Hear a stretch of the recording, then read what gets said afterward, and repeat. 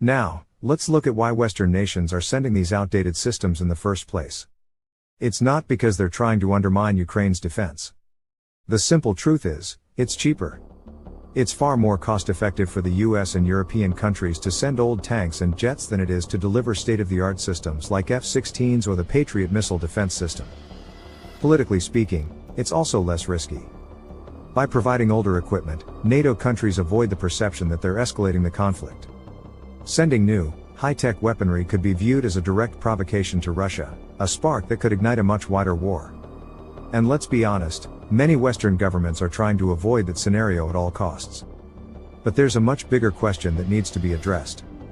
Is this strategic calculus short-sighted? Is sending outdated equipment just a way to appear helpful while actually offering little to win the war?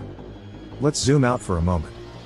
Ukraine may be fighting for its survival, but the rest of Europe is also at risk. Russia has already made its intentions clear, it isn't stopping with Ukraine.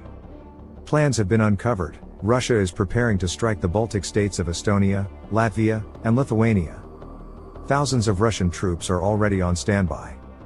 Finland's strategic importance is well known to Moscow, and in the event that Russia successfully overwhelms Ukraine, these countries could very well be next in line.